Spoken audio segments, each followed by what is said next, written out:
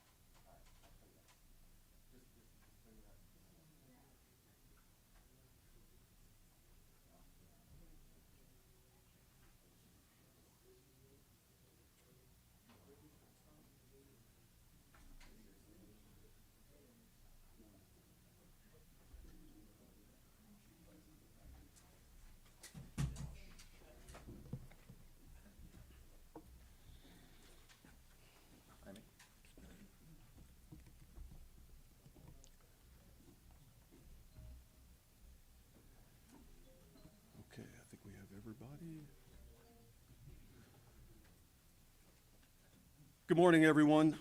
My name is Akil Davis, Assistant Director in Charge of FBI Los Angeles. I'm going to announce our speakers in order. It will be First Assistant United States Attorney Bill Asaley, myself, then Chief of Police Jim McDonald, Sheriff Robert Luna, and then Chief of Police for Palm Springs Police Department. So without further, I'm going to turn over to the United States Attorney. Thank you. Thank you. Good morning, everyone. I'm Bill Asaley. I'm the head of the U.S. Attorney's Office for the Central District of California. Over the weekend, my office, along with the FBI, arrested members of a far-left, anti-government domestic terror cell who self-identify as the Turtle Island Liberation Front. The individuals were arrested on Friday, December 12th, when the group attempted to construct and detonate IEDs out in the desert. In addition to the arrests, we executed several search warrants throughout the nation. I want to thank our partners at the U.S. Attorney's Office for the Western District of Louisiana, U.S. Attorney Zach Keller, and the U.S. Attorney for the District of Massachusetts, Lee Foley, for providing valuable assistance over the weekend with a very complex and coordinated search warrants that were done. The charges we are announcing today stem from the defendants and their co-conspirators' detailed, coordinated plot to bomb multiple U.S. companies on New Year's Eve. Thankfully, that plot has now been foiled thanks to the hard work of the FBI and the Department of Justice. This investigation was initiated in part due to the September 2025 executive order signed by President Trump to root out left-wing domestic terror organizations in our country, such as Antifa and other radical groups like the Turtle Island Liberation Front. As the president made clear, recent attacks across the country have highlighted the grave threats posed by these far-left domestic terror groups.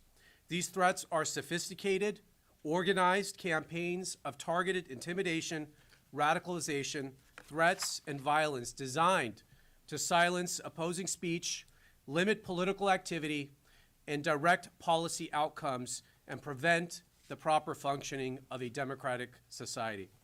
In direct response to the President's order, the Attorney General issued a memo to our offices implementing and mobilizing federal law enforcement to prioritize and counter domestic terrorism and political violence investigations.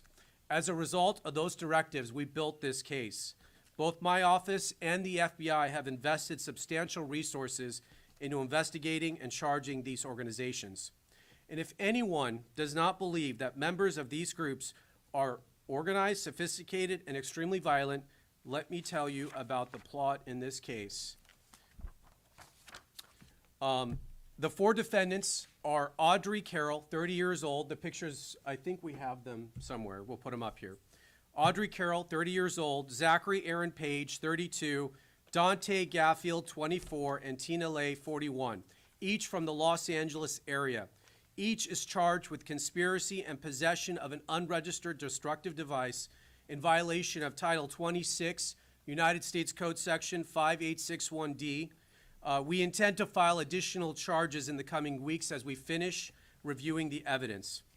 The defendants are all radical anti-government members of the Turtle Island Liberation Front, which according to their own social media is an anti-capitalist, anti-government movement that calls for their associates to rise up and fight back against capitalism. One of the leaders of the organization, defendant Audrey Carroll, helped organize an even more radical faction of the group called the Order of the Black Lotus.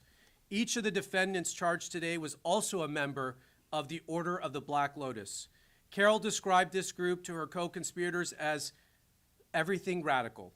As detailed in the federal complaint, which we will now make public, in November 2025, defendant Carroll created a detailed bombing plot to use explosive devices to attack 5 or more locations across Southern California on this upcoming New Year's Eve. Carroll and her co-defendant, Zachary Page, led the effort to obtain and build the bombs and to recruit others to join in their plot. Carroll's bomb plot was explicit. It included a step-by-step instructions to build IEDs or improvised explosive devices and listed multiple targets across Orange County and Los Angeles. Carroll also made clear her desires. She said, quote, "What we are doing will be considered a terrorist act." Carol and Paige also discussed plans for follow-up attacks after their bombings, which included plans to target ICE agents and vehicles with pipe bombs. Carol stated that those plans would, quote, "take some of them out and scare the rest." Throughout early December, the co-conspirators discussed their plans during an in-person meeting in Los Angeles and through an encrypted messaging application. As part of the plan, the 4 defendants planned to build test bombs in the Mojave Desert. You're going to hear more details about the bombs they intended to build and how the operation went down in the desert here shortly from the FBI Assistant Director in charge. In preparation for the plan, the co-conspirators purchased multiple pieces of bomb-making materials and discussed their travel plans to the desert. Last Friday, December 12th, the defendants took a significant step to carry out their plans. They traveled to the remote campsite, which you're going to see some video of, in the desert, and they began unloading their bomb-making materials to assemble and test the bombs. They had everything they needed to make an operational bomb at that location, and they were subsequently arrested by the FBI before they could build a functional explosive device. Shortly after the defendants were taken into custody, the FBI executed multiple search warrants, including at the defendants' Southern California residence and other locations throughout the country. I'll highlight some of the items found during those searches over the weekend. For example, in Carol's residence, law enforcement found multiple posters and materials associated with Turtle Island Liberation Front, including posters stating, quote, "Death to America, long live Turtle Island and Palestine," and, quote, "Death to ICE, Turtle Island Liberation Front." In Paige's residence, law enforcement found a copy of the detailed bomb attack plan. This case is another reminder about the dangers that radicalized Antifa-like groups pose to public safety and the rule of law. Through the tireless work of our prosecutors in my office and our law enforcement partners, which you will hear from today, we disrupted this terror plot before buildings were demolished or innocent people were killed. But this is not the end of our work. My office is committed to extinguishing the far-left terror threats that we face and will continue to work 24 hours a day, 7 days a week. The 4 defendants arrested will make their initial appearance this afternoon at the federal court in downtown Los Angeles. They are each considered innocent until proven guilty. I will now turn it over to the Assistant Director in charge of the FBI LA office, Akil Davis. Good morning. Again, my name is Akil Davis. I'm the Assistant Director in charge of the FBI's Los Angeles Division. As we're all aware, we've had a busy weekend in this country and abroad with bad news incidents one after another. Today, we are announcing a major victory in our collective effort to protect the American people.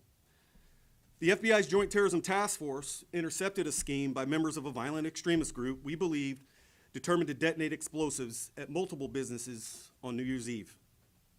Last Friday, the FBI arrested 4 of those subjects near 29 Palms in San Bernardino County while they planned and rehearsed their attack. The 4 subjects are members of a radical faction of the Turtle Island Liberation Front, TILF, a violent, homegrown anti-government group. The subject arrested envisioned planting backpacks with improvised explosive devices to be detonated at multiple locations in Southern California, targeting U.S. companies. These bombs were to blow up at the same time on midnight this New Year's Eve. The plan stated that the IEDs would be complex pipe bombs. It included instructions on how to manufacture the bombs and contained guidance on how to avoid leaving evidence behind that could be traced back to them. Our investigation uncovered evidence in that the group would test the explosives in the desert, and we're going to show footage of that here in a second. We learned that the alleged co-conspirators had recently started acquiring precursor chemicals and other items necessary to accomplish this task. In recent days, the alleged co-conspirators discussed plans to travel to the desert on the 12th to detonate the explosives. Knowing this, the FBI's JTTF and the FBI Los Angeles field office staged multiple SWAT teams, special agent bomb technicians, our evidence response team, along with the FBI's elite hostage rescue team in the desert to disrupt this plan before any harm could occur. Because of this, we were able to disrupt their plan. All 4 group members were taken into custody without incident. The TILF Instagram account publicly posts content that advocates for violence against United States officials. A recent post called for a revolution and asked for supporters to organize and be ready. The FBI, as you have seen here, can also organize and be ready. We could not have accomplished these arrests without the exceptional assistance from our partners on the Joint Terrorism Task Force. I specifically want to thank the following agencies, as you see up here today: the Los Angeles County Sheriff's Department, the Los Angeles Police Department, the Palm Springs Police Department, along with the San Bernardino County Sheriff's Department. I also want to recognize the following FBI field offices as this investigation crossed the entire country: the New Orleans Division, the Buffalo Division, Indianapolis Division, and the Boston Division, who, as you all know, have had their hands full this weekend. In fact, an additional was arrest by our partners at FBI New Orleans in support of this investigation. I will now turn it over to the Los Angeles Police Chief, Jim McDonald. Well, thank you, and good morning, and we appreciate you being here today. Los Angeles Police Department is proud to stand alongside our federal, state, and local partners today to announce the arrest stemming from a coordinated domestic terror plot. The case underscores the persistent threat posed by extremist groups and individuals, as well as the critical need for law enforcement agencies to remain vigilant in protecting our communities. The successful disruption of this plot is a powerful testament to the strength of our unified response, driven by the collaboration and tireless efforts of the FBI's Joint Terrorism Task Force, along with our allied agencies. Together, we have prevented a potential tragedy and reaffirmed our shared commitment to safeguarding our communities. I want to personally thank the dedicated men and women from every agency involved. Their relentless work over the past several days has ensured that those responsible were apprehended swiftly and safely and without harm to our neighborhoods. Thank you. I'll now call up Sheriff of Los Angeles County, Robert Luna. Well, good morning, everybody, and thank you for being here to cover this, what I believe is a very, very important story for our community. This successful operation was a result of quick, proactive investigative work, and I want to emphasize strong collaboration. And ADIC Akil Davis mentioned it and gave credit to all the law enforcement here in Southern California. It is better here, it always has been, than anywhere else in the country, and we're very proud to be part of the Joint Terrorism Task Force. For us at the Sheriff's Department, we've been part of it since after 9/11. Their ability to share intelligence across multiple agencies, investigating threats like this one, is second to none anywhere else. The way we coordinate with partner agencies and act quickly was critical to the success of this operation. And like I said before, there's no other area like here in LA County with our partnership that has been here for years with the FBI and LAPD and the other law enforcement agencies around us. Since this threat was uncovered last week, our Sheriff's Task Force officers and intelligence analysts, working closely with our law enforcement partners, have been working around the clock to verify information, identify targets, and piece together this plot that you've heard described. Their strong investigative efforts, sharp situational awareness, and rapid response ensured that this threat was stopped before it ever had a chance to be carried out. I'm incredibly proud of the professionalism and dedication shown by the men and women who worked tirelessly to bring this threat to an end before it could cause harm to anybody in our community. To our community, I know hearing about these incidents like this can be unsettling, especially in the light of the recent Brown University mass shooting and the Sydney, Australia terrorist attack. But today serves as a powerful reminder that strong collaboration between federal, state, and local law enforcement can prevent violence before it occurs. As we enter the holiday season, a time when families and friends come together across traditions, cultures, and beliefs, this incident is a stark reminder of the importance of vigilance and to be prepared at all times. Vigils whose goal is to divide us, to instill fear, and to target the very diversity that makes our country strong. I want to be very clear, what you see here, this investigative work and the follow-up that's been done shows that they will not succeed. Our community's diversity is our strength, and protecting every member of our community is our primary duty. Whether you are celebrating Christmas, Hanukkah, Kwanzaa, New Year's, or simply gathering with loved ones, you deserve to feel safe. We are committed to ensuring that safety today and every day. We remain dedicated to protecting our entire community through ongoing intelligence gathering and threat assessments, strengthening partnerships across all of our agencies, engaging with the public to promote awareness, vigilance, and resilience. And finally, I encourage everyone to stay alert, trust your instincts, and report suspicious activity. And as we always say in law enforcement, if you see something, read something, or say something, your awareness, your eyes, and ears can help us protect the entire community as we did in this incident. I will now introduce the police chief of the Palm Springs Police Department, Andy Mills. Well, good morning, and first of all, thank you so much, Assistant Director Davis, for the spectacular job that the FBI did on this case. We were just in a very supportive role only, making sure that the FBI had what they needed in the desert to execute their mission. But on a larger perspective, I just want our community to know that this gives me hope. It gives me hope because of the unified effort of all of law enforcement, from the Sheriff's Office to LAPD, San Bernardino Sheriffs, and the FBI, working together to make sure that people like this are removed from the community so they can be prosecuted by the U.S. Attorney's Office, to make sure that all of us can live in peace. And this is what our mission is to make sure that there's hope in all of our communities. So thank you very much for the spectacular job that the A-team showed up and did. Yeah, I just want to reiterate that, obviously, there's some disagreements amongst our agencies over things like immigration enforcement, but when it comes to other areas of law enforcement where it matters to keep the public safe, whether that's protecting the girls on Figueroa Street or the Palm Springs investigation, there is no gap in the cooperation between the federal government and local government, and we do thank the sheriff, the police chiefs, for your valuable assistance. It would be very difficult for us to do a lot of what we do without their assistance, so I do want to thank you, each and every one of you. With that, we'll open it up to a few questions. Oh, we're going to play the video. All right, play the video.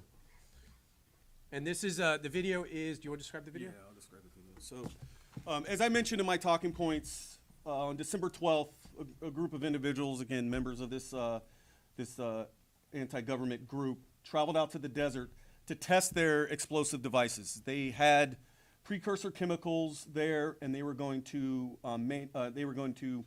create these bombs in the desert. What they are starting to do is put their chemicals and wares and the components out on the table there. This footage that you're watching is from our surveillance plane, and then what happened after this is the Los Angeles FBI SWAT team, along with the FBI's hostage rescue team, moved in and arrested all 4 subjects without incident. So now we'll take some questions.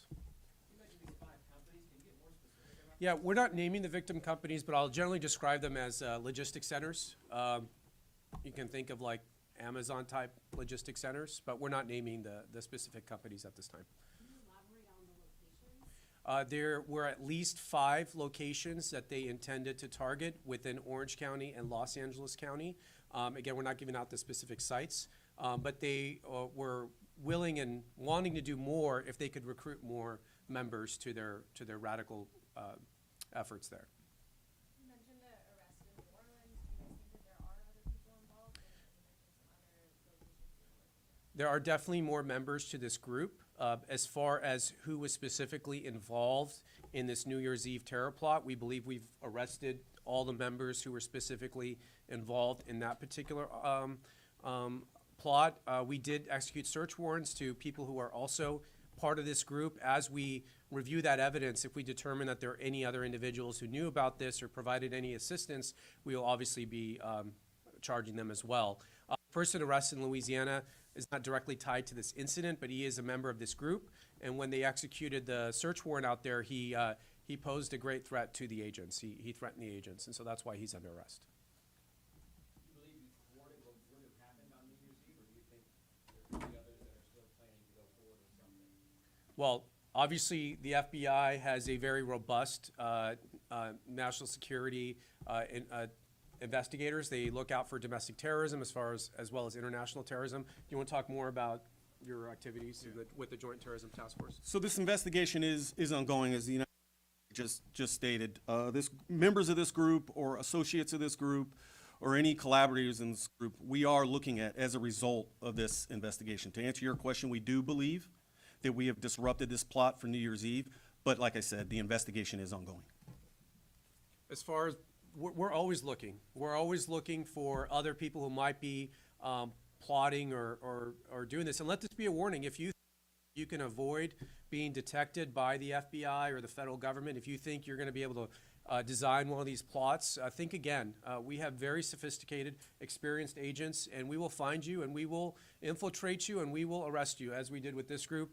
They didn't see it coming, and each and every one of them is right now in custody. So we're very proud of the work done by the agents. Yes, any other questions?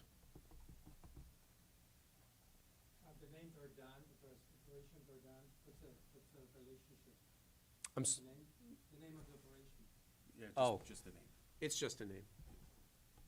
Looks like one of the names is missing from the, people who were arrested. Are you able to put that up? Yeah, why is that name off? I think that was a,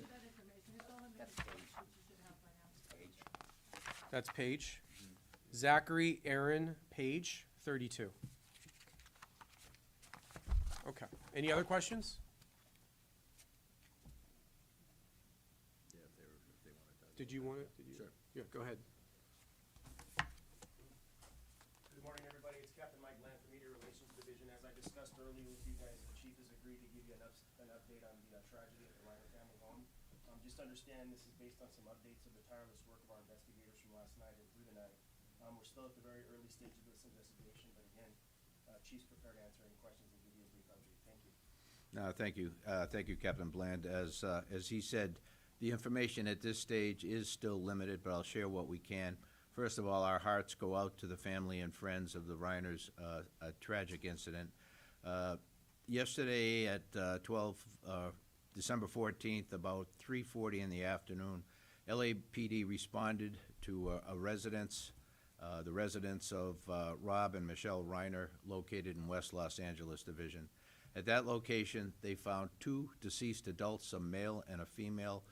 Through the night, working with the coroner's office, they were able to identify them definitively as Rob and Michelle Reiner. We have our robbery homicide division handling the investigation. They worked throughout the night on this case and were able to take into custody Nick Reiner, a suspect in this case. He was subsequently booked for murder and is being held on $4 million bail. Pretty much that's what I can share at this point, but again, a very, very tragic incident. Can you talk about, I know Deputy Hamilton talked about the search warrant and how important that was because of something inside. Can you talk about where that played a role in this and what you guys needed in order to gain access? Yeah, you know, we use search warrants to be able to further our investigation, as you know, on all of these cases. I wouldn't be in a position to talk specifically about what the object of the search warrant was, but it's a critical piece of our investigations to be able to ensure down the road a prosecution. Thank you all very much.